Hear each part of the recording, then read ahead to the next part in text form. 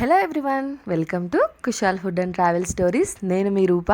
ఈరోజు మన ఛానల్లో చాలా ఈజీగా సింపుల్గా అయిపోయే ఎగ్ బిర్యానీ రెసిపీ చూపించబోతున్నాను. ఎవరైనా చాలా ఈజీగా చేయొచ్చండి. బ్యాచిలర్స్ కూడా చాలా ఈజీ. ఇది ఎక్కువ ఐటమ్స్ కూడా ఏం అవసరం లేదు.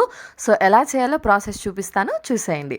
ముందుగా కుక్కర్లో ఒక టేబుల్ స్పూన్ ఆయిల్ వేసుకొని అందులోనే ఒక చిటికెడు పసుపు, ఒక చిటికెడు కారం వేసుకొని ఆల్రెడీ బాయిల్ చేసి పెట్టుకున్న ఎగ్స్ని వేసుకోవాలి. నేను 7 ఎగ్స్ తీసుకుంటున్నాను. ఎగ్స్ 15 to 20 మినిట్స్ కుక్ చేసుకుంటే పర్ఫెక్ట్గా కుక్ అయిపోతాయి అన్నమాట. సో ఈ ఎగ్స్ని వేసుకున్న తర్వాత ఒక 1 మినిట్ మీడియం ఫ్లేమ్లో మిక్స్ చేస్తూ ఫ్రై చేసుకుంటే ఇలా ఒక గోల్డెన్ కలర్ లేయర్ అనేది మనకు ఫామ్ అవుతుంది. సో ఇప్పుడు ఎగ్స్ని తీసేసి పక్కన పెట్టేసుకోవాలి. 1 మినిట్ ఫ్రై చేసుకుంటే పర్ఫెక్ట్గా సరిపోతుంది అనమాట.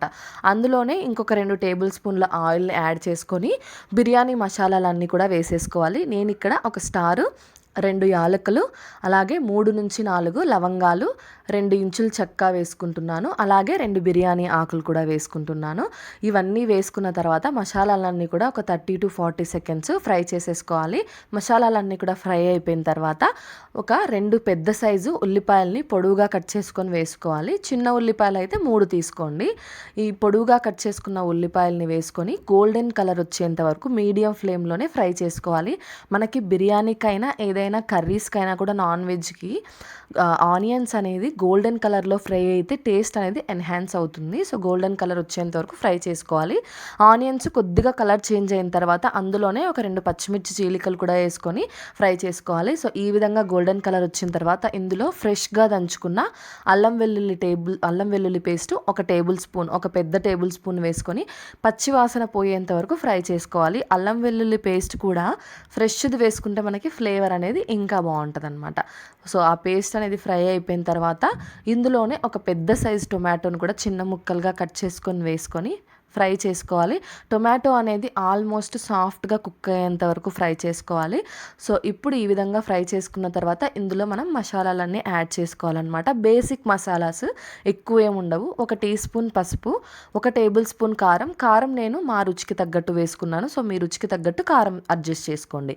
1 టేబుల్ స్పూన్ ధనియాల పొడి, 1/2 టేబుల్ స్పూన్ గరం మసాలా, అలాగే రుచికి తగ్గ ఉప్పు. మనం ఇందులో ఎలాంటి బిర్యానీ మసాలాలు వాడట్లేదు కాబట్టి 1/2 టేబుల్ స్పూన్ గరం మసాలా వేసుకోవచ్చు. పర్ఫెక్ట్గా సరిపోతుంది. ఎక్కువ మసాలా ఏం అనిపించదు. సో ఈ మసాలాలన్నీ కూడా జస్ట్ ఒక 30 సెకండ్స్ ఫ్రై చేసేసుకున్న తర్వాత ఇందులోనే పెరుగు వేసుకోవాలి. 4 to 5 టేబుల్ స్పూన్స్ పెరుగు వేసుకోవాలి. పెరుగుని డైరెక్ట్గా వేసేయకుండా విస్కర్తో కానీ స్పూన్తో కానీ బీట్ చేస్తే మనకి ఉండలు లేకుండా ఉంటుందన్నమాట. పెరుగు ఫ్రై చేసుకున్నప్పుడు కూడా ఉండలు కట్టకుండా ఉంటుంది. మీడియం ఫ్లేమ్లో పెట్టుకొని ఒక 1 మినిట్ మొత్తం అంతా కూడా ఫ్రై చేసేసుకోవాలి. ఇప్పుడు మనం ఇందులో వాటర్ వేసుకోవాలి. ఏ గ్లాస్తో అయితే బియ్యం తీసుకున్నామో అదే గ్లాస్తో వాటర్ వేసుకోవాలి. సో నేను ఈ గ్లాస్తో 2 గ్లాసుల రైస్ తీసుకున్నాను కాబట్టి 3 గ్లాసుల నీళ్ళు వేస్తున్నాను. అంటే 1 గ్లాస్ బాస్మతి రైస్కి 1.5 గ్లాసు వాటర్ కరెక్ట్గా సరిపోతుంది. నేను ఇక్కడ బాస్మతి రైస్ని ఏమో సోక్ చేయట్లేదు. ఈ రెసిపీకి బాస్మతి రైస్ సోక్ చేయాల్సిన అవసరం లేదు. వాటర్ మొత్తం వేసుకున్న తర్వాత మిక్స్ చేసుకొని బాయిల్ అయ్యేంత వరకు ఉంచుకోవాలి. ఈ విధంగా బాయిల్ అవుతున్నప్పుడు బాస్మతి రైస్ని వాష్ చేసుకొని శుభ్రంగా వేసేసుకోండి. మీరు కావాలంటే సోక్ చేసుకోవచ్చు. ఒక 1/2 అవర్ సోక్ చేసుకున్నట్టయితే కొద్దిగా వాటర్ తగ్గించుకోండి. మరీ మెత్తగా కాకుండా ఉంటుంది.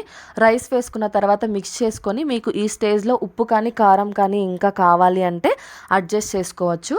సో అన్నీ వేసేసుకున్న తర్వాత ఇందులోనే పైన కొద్దిగా పుదీనా అలాగే కొత్తిమీర కూడా వేసేసుకొని మనం ఆల్రెడీ ఫ్రై చేసి పెట్టుకున్నాం కదా ఎగ్స్, ఆ ఎగ్స్ని అన్నిటిని కూడా ఈ విధంగా అరేంజ్ చేసేసుకోండి. పైన కొద్దిగా నెయ్యి కూడా వేసుకోవచ్చు. ఫ్లేవర్ నచ్చిన వాళ్ళు, టేస్ట్ బాగుంటుంది. సో ఎగ్స్ అన్నీ కూడా ఈ విధంగా అరేంజ్ చేసేసుకున్న తర్వాత కుక్కర్ మూత పెట్టేసి విజిల్ పెట్టుకొని ఫ్లేమ్ని మీడియం ఫ్లేమ్లో పెట్టుకోవాలి. ఫస్ట్ విజిల్కి ఫ్లేమ్ని హైలో పెట్టుకోవాలి. హైలో పెట్టుకొని ఒక విజిల్, మీడియంలో పెట్టుకొని ఒక విజిల్ వేస్తే పర్ఫెక్ట్గా ఎగ్ బిర్యానీ అనేది మనకి ప్రిపేర్ అయిపోతుంది అనమాట. సో ఈ విధంగా చూసారు కదా, మనకి 2 విజిల్స్కి పర్ఫెక్ట్గా ఎగ్ బిర్యానీ అయితే ప్రిపేర్ అయిపోయింది. పొడి పొడిగా వచ్చింది. మనకి టేస్ట్ అయితే సూపర్గా ఉంటుంది. సో మీరు కూడా ఈ రెసిపీని ట్రై చేసి ఎలా వచ్చిందో నాకు కామెంట్స్లో చెప్పండి. Thank you for watching.